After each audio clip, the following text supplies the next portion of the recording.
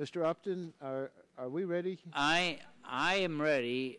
You're ready. Is our clerk ready with the Upton amendment?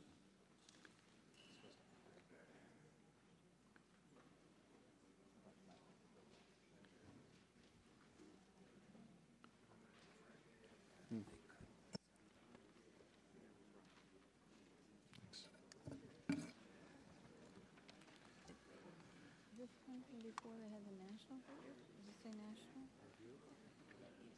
All right. It does say national. Okay. All right. No worry. Mr. Chairman, I may ask that since the amendment is only 2 sentences long, I might ask that it be read. I'm going to have a unanimous consent to change the number from 10 to 15%, but I'll wait till it's read. All right. He's using this one. Okay. Clerk just will report it, so we'll have it before us. Amendment to H.R. 2454 offered by Mr. Upton. After Section 2, insert the following new section and make the necessary conforming changes in the table of contents. Without objection, it will be considered as read, and further, without objection, the number 10 will be changed to number 15%. Yeah. Without objection, that'll be the order. And the gentleman from Michigan is recognized to speak on his amendment. Well, thank you, Mr. Chairman. Mr. Chairman, as a number of us has said for much of the day, in our region of the country, there is not a bigger issue than unemployment, particularly in my state, which has had the terrible distinction of having the highest unemployment rate in the country for some time. We've been told that this legislation has little or no economic harm, that allocations have been made to cushion the blow, but in remarks that John Engler made this last week, the head of the National Association of Manufacturers, he said that the enactment of this bill could possibly lead to a permanent recession. In Michigan, a study was done by the NAM, and they said that the primary cause of job losses in Michigan would be lower industrial output due to higher energy prices, the high cost of compliance, and greater competition from overseas manufacturers with lower energy costs. The impact on energy prices, it said most energy prices would rise under the proposal, particularly for coal, oil, and natural gas. Manufacturers would be especially hard hit as they consume 1/3 of all energy in the U.S. Higher utility bills and gasoline prices would take their toll on Michigan's economy and would impose the heaviest financial burden on low-income households. State budgets would be adversely affected. Our former committee colleague, Sherrod Brown, now a senator from Ohio, who opposed cap and trade last June on the Senate floor, said that the President's plan, President Obama's plan, would lead to an increase in energy costs and would drive American firms abroad. And he said this, it really does say to manufacturing, go to China, where they have weaker environmental standard, and that's a very bad message in bad economic times, in any economic times, end quote. Job losses in my state this year may reach 239,000. So what this amendment does, in order to save some time, we moved it from 10 to 15%. I appreciate the chairman's unanimous consent agreement that if the nation's unemployment rate reaches 15% because of this act, we will suspend the bill, which is pretty much what we've tried to do with the other provisions that have not received a majority of votes for much of the day, whether it be increase in energy costs, whether it be increases in utility costs, whether it be other countries, particularly the other large emitters, whether they comply or not. We're saying, in essence, that if this bill increases unemployment up to 15%, a number that none of us want to ever see in our state or certainly in our country, because of this bill, there's going to be an off-ramp, and it will at that point be suspended. So I would ask my colleagues to support that, and at this point I would yield back my time. Gentleman yields back his time. Who seeks recognition on the amendment? Mr. Green. Thank you, Mr. Chairman. I guess we may have some questions about the drafting of it, and I'm glad it's a short amendment. In the last sentence, if the administrator determines in consultation with the Department of Labor that the unemployment rate for the prior year meets or exceeds 15% by unanimous consent, as a result of the implementation of this act, the provisions of this act shall cease to be effective. 15% as a result of this act. So right. We're at 8.5% now, maybe 9%. They would have to determine that the increase was because of this bill versus... I'm just thinking out loud that if this act caused 15% unemployment on our 9% now, we'd be at 24%, which is Depression era. I think we would see a new Congress if that determination is made, whether we have this amendment or not. Glad to have the gentleman's You support. just broke the code. And I think that's... Chairman Barton, would you like to respond to that? Well, I can't imagine that happening. You claim my time.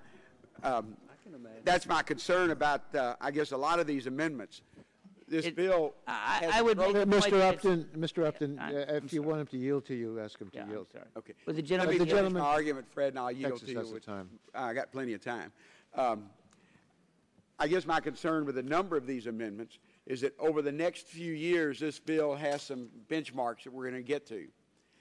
At any time during the next 10 years even, Congress could revisit this. And if we see anywhere near the horror stories of $5 a gallon gas or 15% unemployment based on this bill, I think Congress would be derelict if they didn't revisit it, no matter who's in charge.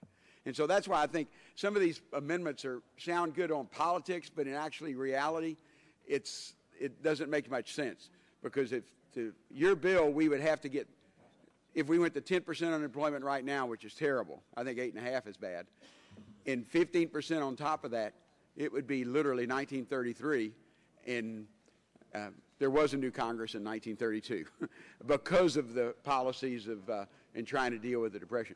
With that, I'll be glad to yield, Fred. the intent of this is that it would be 15% total, not 15 on top of the current rate of 9. Well, the way I read it says 15% as a result of the implementation of this act.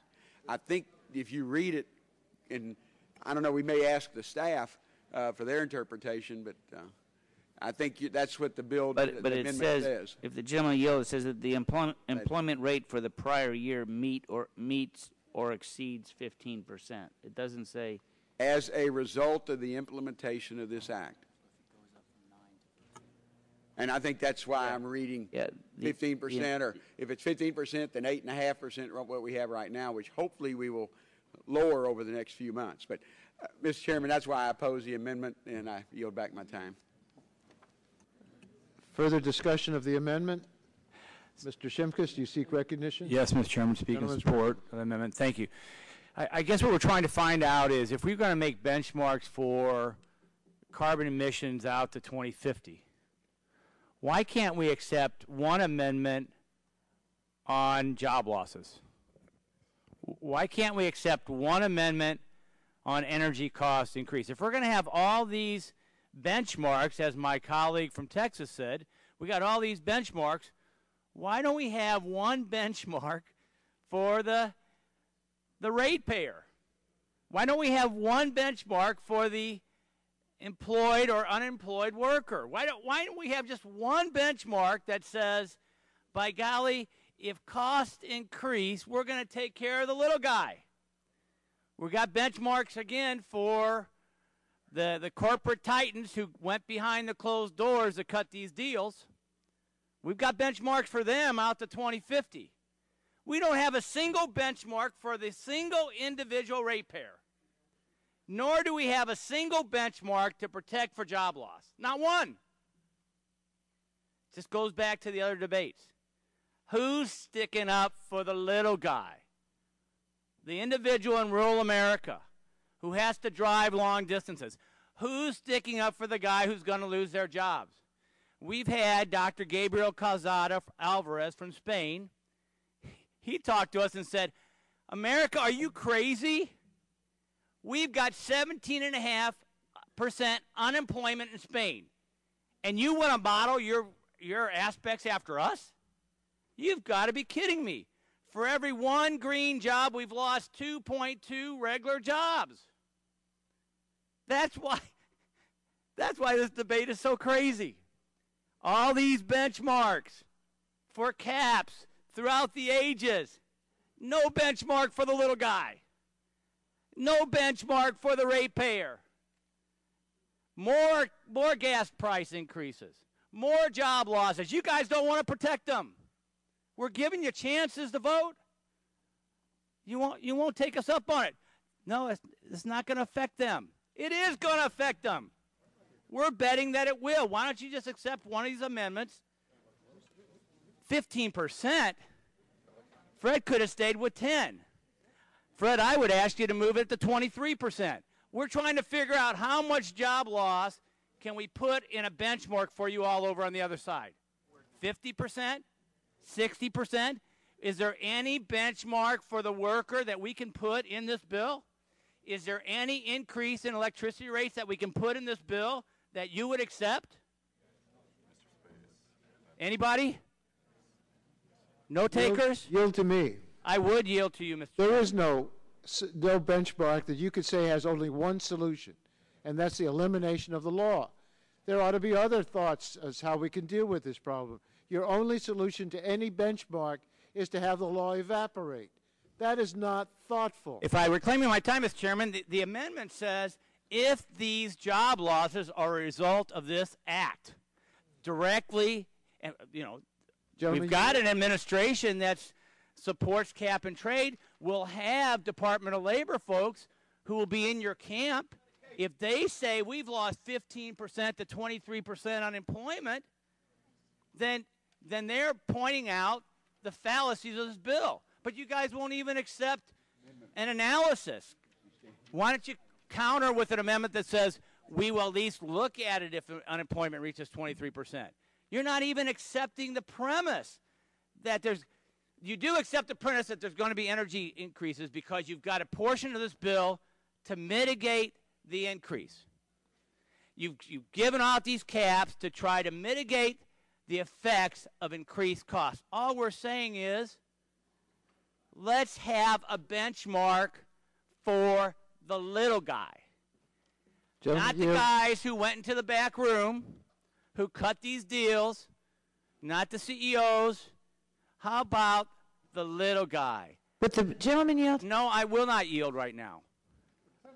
Because what I would like to get a premise is that my colleague from Texas says we've got these benchmarks. I think that's real telling. We've got benchmarks for everybody but the person who's going to pay the fare.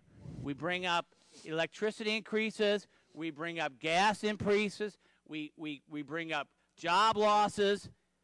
But y'all don't seem to want to address the issue that faces the poor in this country, and I'm sorry about that.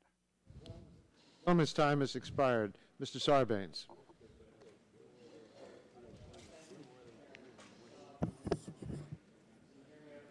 No.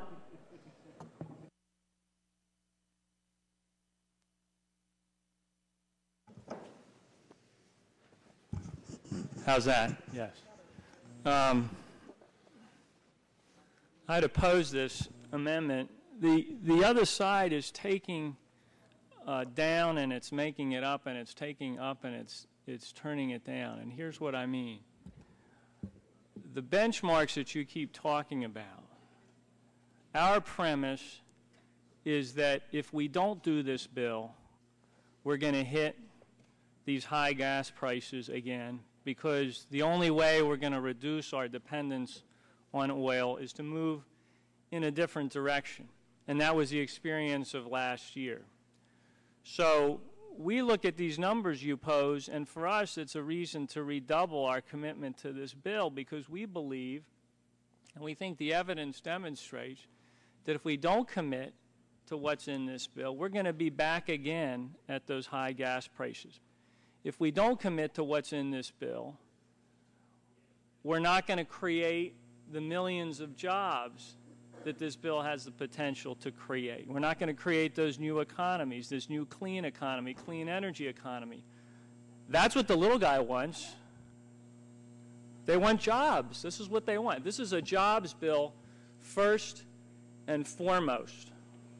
It's a job that will create fuel efficiency and fuel economy so that the person who needs to get in their car and drive great distances, as we heard about before from Mr. Rogers, can do that at less expense. So this is exactly designed for the little guy. And I think that, I mean, I'm not sure I quite understand the way this bundle of amendments has been drafted, whether it's what Mr. Green surmised, that when you're talking about 15% unemployment, you're putting that on top of the current unemployment rate, and so you're talking about 25%, in which case I think he's right, the world turns upside down and it becomes meaningless, or whether it's what I interpret it to be, which is you're saying the point at which we go over 15%, then your provision would take effect, or the point at which gas prices go over $5 per gallon, your provision would take effect. But if that's the case, it could be that the unemployment rate got to 14.99% for reasons wholly unconnected to this bill. And somebody determined that based on this bill, it kicked it over to over the 15% threshold, and then suddenly we'd scrap the whole bill. Or the gas prices would get up to $4.99 per gallon for reasons wholly unconnected to this bill, but that 2% push that the economists have concluded is the only marginal impact that this will have on gas prices at the pump would push you to $5.01 and then have the triggering effect of completely eliminating this program and this bill. So I think it's not drafted very wisely from that standpoint. None of these amendments are, to the extent they're going to get rid of this commitment, which is all about reducing gas prices over time because you have alternative sources of energy, and making sure that the jobless rate comes down because you're creating these new economies. And so for those reasons, I would oppose this amendment just the way I oppose the other amendment. And I yield back my time, Mr. Chairman. Gentleman yields back his time. Ms. Blackburn. Thank you, Mr. Chairman. I do speak in favor of the amendment, and I'm glad that Mr. Upton brought this amendment forward because retaining jobs, creating jobs are something that we are all very, very concerned about. And we are indeed concerned when we hear from other countries that, like the report from Spain that Mr. Shimkus referenced, that they have actually lost jobs. Now, as we have gone through this entire process over the last several months of looking at cap and trade and looking at the European trading scheme, I would like to just ask my colleagues on the other side of the aisle, do you have studies or access to studies that show that countries have actually grown, had a net increase in jobs after they implemented cap and trade? Because it seems that what we continue to hear is that you lose your manufacturing jobs, you lose your energy-based jobs. If it has to do with steel, if it has to do with cement, if it has to do with electric power generation, you're going to see jobs lost, a net jobs loss. So it is of tremendous concern to me that we are not hearing from the other side of the aisle that they want to put some markers in here. They are averse to having checks and balances to make certain that we don't end up with a piece of legislation that becomes a division of our federal government that is all of a sudden too big to fail, and we can't go in here and have any checks and balances. We need to put that in place, and we need to do it now. We don't need to delegate that to some administrator of some administration or some secretary.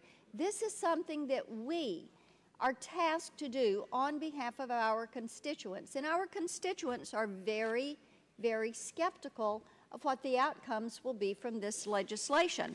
So I appreciate the gentleman's amendment, and I yield back the balance of my time. Generally yields back the balance of her time. Ms. Eshoo? Thank you, Mr. Chairman. I oppose the amendment, and I'd like to say a few things about why. First of all, if you read the bill, and because you're concerned about the little guy, read about the 15% break for low and moderate people that are in the bill.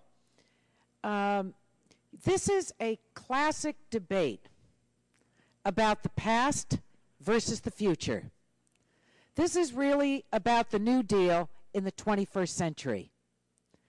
And I haven't heard one member use the following word, the children.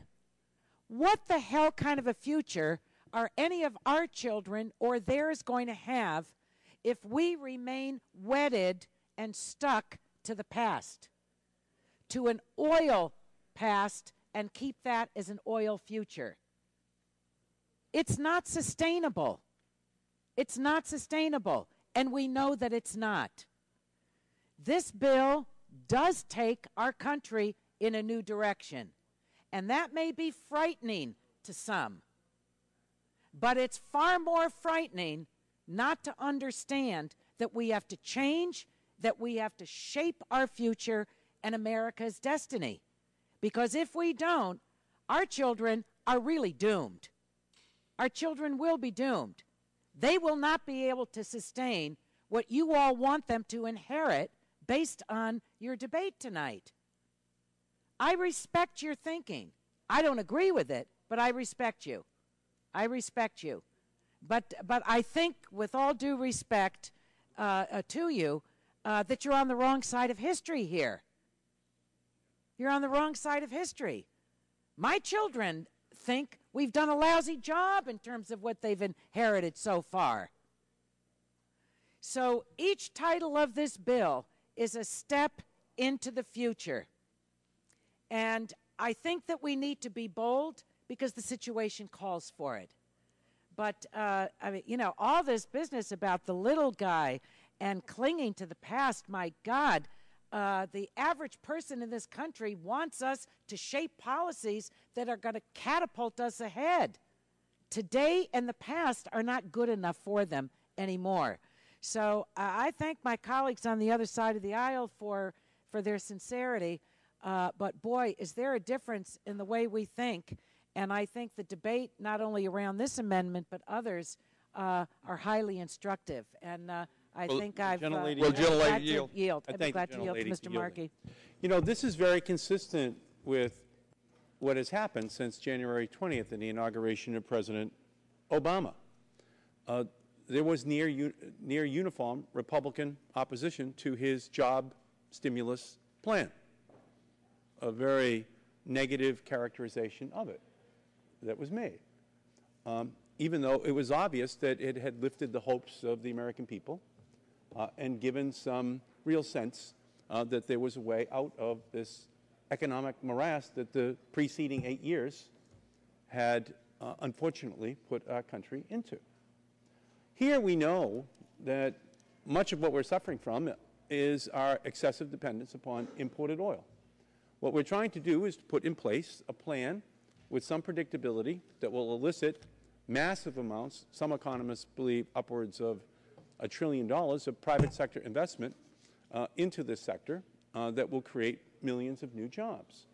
But instead of embracing that, it is clear that, like the near uniform opposition to the President's stimulus plan, they intend on taking the same tact here, and I'm sure they will in other economic policy areas before this year is done, and that is their right. But it's a very pessimistic view of the future. It almost guarantees that we wind up with $5 a gallon gasoline. It almost guarantees that we wind up with very high unemployment because we either have a choice here of reenactment, which it's clear is going to be the case on this bill as it was on the stimulus bill, or it's reconciling to the dilemma which we have in this country and carving out a new path, a predictable path that can unleash private sector investment in this sector as it did in the telecommunications sector after the 1996 telecommunications. Will the gentleman yield? That is, unfortunately, the choice which is being made. I thank the gentlelady for yielding to me, and I yield back the balance of the time. Will the gentlelady yield? Time has expired. Mr. Barton? Mr. Chairman, Mr. Chairman, thank you for recognizing me. I speak in support of this amendment, and I want to state the reasons why. First, I want to bring members' attention to page 420 of the chairman's substitute, where it talks about the emission allowances by calendar year. Beginning in 2012, for the U.S. economy, the cap is 4,627 million metric tons, and that increases in 2014 by about 400 tons, increases a little bit more in 2016. I assume those are the refinery allowances that Mr. Green and Mr. Gonzalez have negotiated. Then it begins to decline, and it eventually, in the year 2050, declines to 1,035. Now, the best number that I have for the man-made CO2 emissions in the United States in the year 2005, which is the baseline year, was a little over 7,200. So there's 2,600 million metric tons of CO2 that's disappeared. I don't know if that's been given away. I don't know if it's in reserve, but it's not in this bill. According to the press reports and according to some of the gentlemen on your side, on the majority side, that have spoken today, even with all of these allowances that are being given away, there's still at least 15% that are going to have to be auctioned, beginning, I assume, in 2013, maybe 2014. Now, that's going to cost money. The Heritage Foundation, and we've asked CBO to score this bill for the first 5 years. Hopefully that score will come out in the next day or so while this markup is still going on. But the Heritage Foundation's quick analysis of the new bill that's now in play says in the year 2012, which is the first year you have a cap, the U.S. economy is going to lose almost 2 million jobs. And again, the Heritage Foundation says on average, every year, the U.S. economy is going to lose 844,000 jobs. Almost 2 million the first year and a little under 1 million every year. Every year. Now, they may be right, they may be wrong, they may be off 50% either way. There may be other analysis that come out in the next few weeks. We've only got 3 days, apparently, to mark the bill up. This amendment, the Upton Amendment, is pretty straightforward. It says if the unemployment rate exceeds 15% cumulatively, you suspend the act. Now, if it doesn't, nothing happens. If it does, and he even added as a result of the implementation of this act, and it's the Obama Secretary of Labor, and the Obama EPA administrator that have to prepare the report to Congress. It's not the Bush administration, it's not the Reagan administration, it's not the Ford administration, it's the Obama administration. Now, at some point in time, the majority that supports this bill really needs to support one of these amendments. We've tried to protect our workers against jobs going to China and India. The majority has said no. We've tried to protect our workers against high gasoline prices. The majority has said no. We're now trying to protect our workers against generically losing their job because unemployment goes up to 15%. The majority should say yes to this one. There ought to be some cap. We're into this big cap and trade debate. Let's have some cap on how high unemployment can go to protect the worker. Now, these are union workers and non-union workers. These aren't Republican workers. These are every worker in America.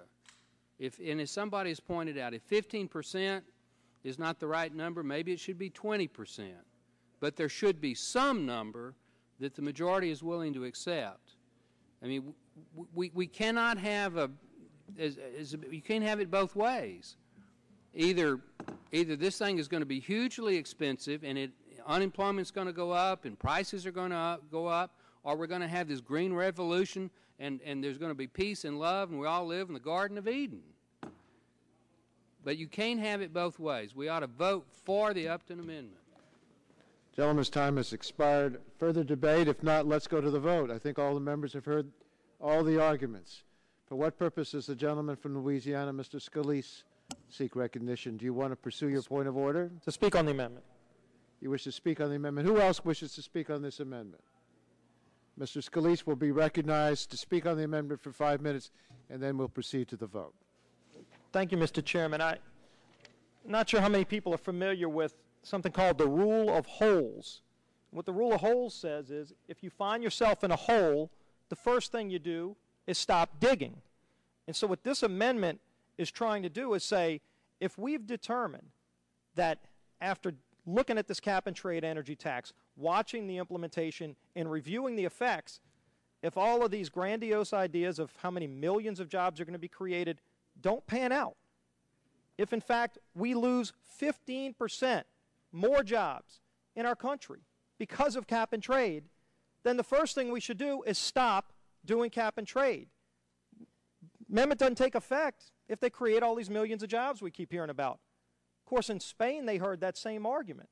They heard how many wonderful jobs it's going to create.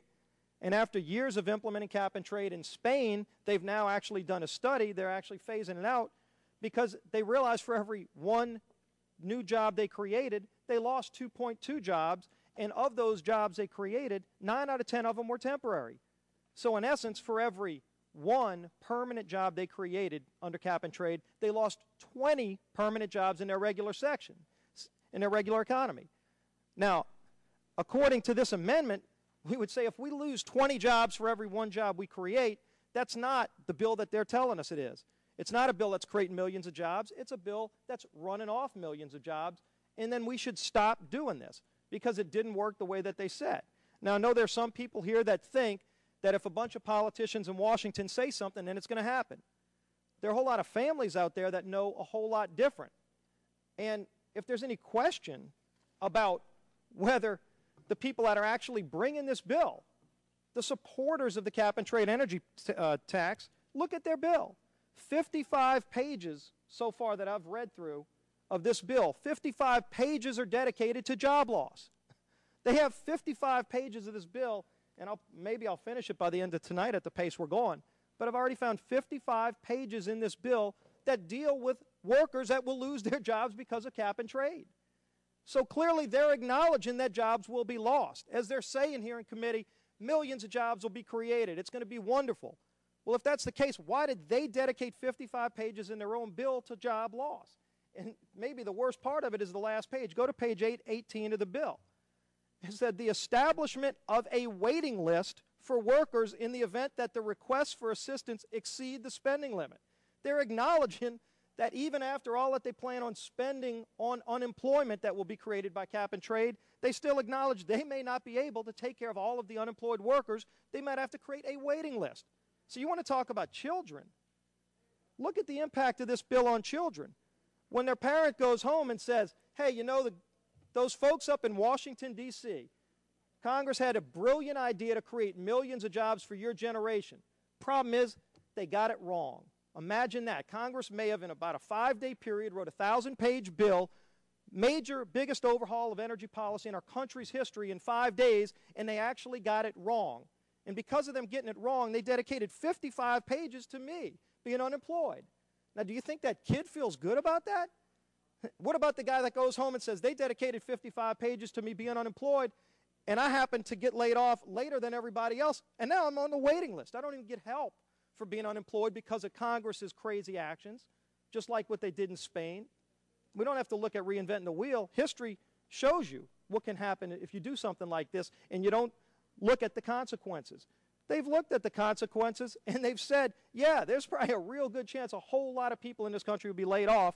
And so they dedicated 55 pages to what happens to all of those people that lose their jobs. And all we're saying is, why don't we add that number up to 56 pages? We're just adding one more page to the 55 pages of how to deal with the unemployed people. But what we're saying is, for those unemployed people, don't create a waiting list for them. Don't create a bunch of government programs for all these people you're putting out of work. Stop putting them out of work. Just stop putting them out of work. Your great idea didn't work. Let's go to a real energy plan where we create good jobs, we become energy independent by using our own natural resources and using that to fund all of the alternative sources of energy, not running jobs off to all these other countries that you then need 55 pages to go and deal with the unemployment and the job losses that will come. So I would support the amendment, and I'll yield back. Gentleman yields back. Are we ready for the vote? Chairman. Mr. Gingrey, for what purpose do you seek recognition? Mr. Chairman, to speak on the amendment. A gentleman willing to speak for less than 5 minutes, or you need the full 5 minutes? Mr. Chairman, the gentleman is willing to speak for less than 45 seconds. Gentleman's recognized for... I thank you, Mr. Chairman. I think the bottom line here is that this side of the aisle is willing to accept a new deal. We just don't want a raw deal. And if a new deal that starts in 1932 is not working by 1939, we want to have a chance to have a sunset and get the heck out of that raw deal. And that's what this is all about. That is all this amendment is all about. We want you to admit that there is a benchmark at which you would finally throw in the towel and say, this is not working, this is not a new deal, this is a raw deal for our children and our grandchildren, and let's go in another direction. And I yield back. Let's proceed to a vote on the Upton amendment. All those in favor of the Upton amendment say aye. Aye. Opposed, no. No. In the opinion of the chair, the noes have it. The noes have it. Mr. Chairman, I ask for a roll call vote. Okay, we'll proceed to a roll call vote.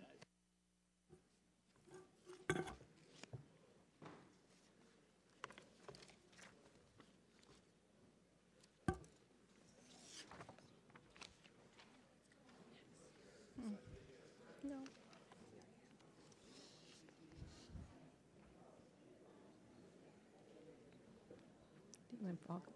Clerk will call the roll. Mr. Waxman? No. Mr. Waxman, no. Mr. Dingle? Mr. Dingle, no. Mr. Markey?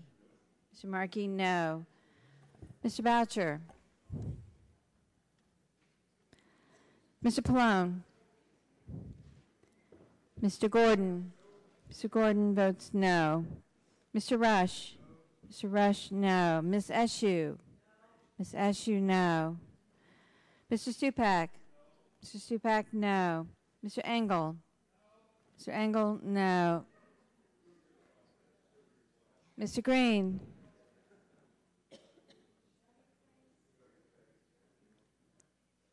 Ms. DeGette? Ms. DeGette votes no. Mrs. Capps? Mrs. Capps, no. Mr. Doyle? Mr. Doyle, no. Ms. Harmon? Ms. Harmon, no. Ms. Schakowsky? Ms. Schakowsky, no. Mr. Gonzalez? Mr. Gonzalez, no. Mr. Inslee? Mr. Inslee, no. Ms. Baldwin? Ms. Baldwin, no. Mr. Ross? Mr. Weiner? Mr. Weiner, no. Mr. Matheson? Mr. Butterfield? Mr. Butterfield, no. Mr. Melanson? Mr. Barrow? Mr. Hill? Mr. Hill votes no. Ms. Matsui? Ms. Matsui, no. Mrs. Christensen? Mrs. Christensen, no. Ms. Castor? Ms. Castor votes no. Mr. Sarbanes? Mr. Sarbanes, no. Mr. Murphy of Connecticut? Mr. Murphy, no. Mr. Space? Mr. Space, no. Mr. McNerney? Mr. McNerney votes no. Ms. Sutton? Ms. Sutton, no. Mr. Braley? Mr. Braley, no. Mr. Welch? Mr. Welch, no. Mr. Barton? Mr. Barton, aye. Mr. Hall? Mr. Hall votes aye. Mr. Upton? Mr. Upton, aye. Mr. Stearns? Mr. Deal? Mr. Deal, aye. Mr. Whitfield? Mr. Whitfield, aye.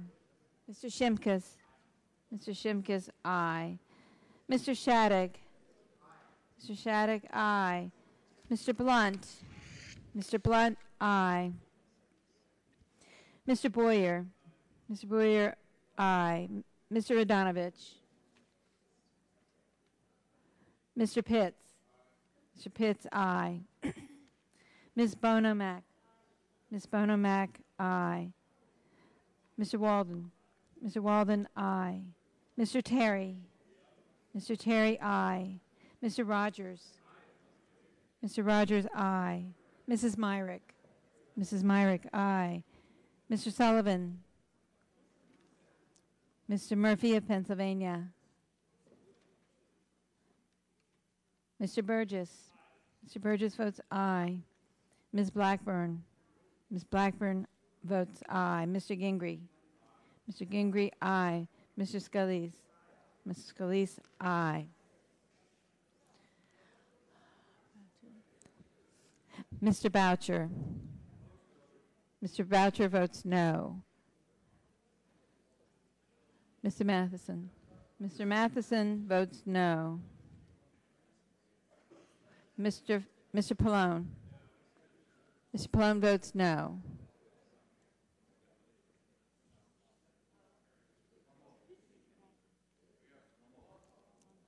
Mr. Melanson votes no. Hold on. Mr. Ross? Mr. Ross votes no. Where's Ms. Brown? Do you see him? Sorry. Mr. Barrow, I apologize, votes no. They're coming for you guys. I hear them in the hallway. Mr. Barrow. Mr. Barrow votes no. I'm sorry. Mr. Barrow votes aye. I apologize. He heard them.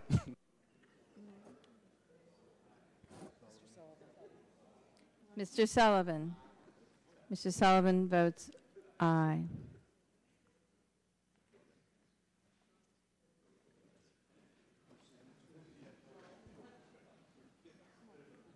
Have all members responded to the call of the roll? Any member wish to change his or her vote? If not, we'll tally the vote.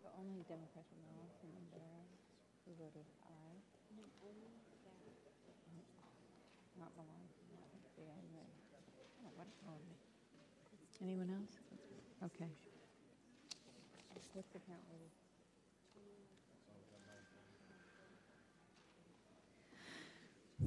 On that vote, Mr. Chairman, the yeas were 21, the nays were 34. 21 ayes, 34 noes. The amendment's not agreed to.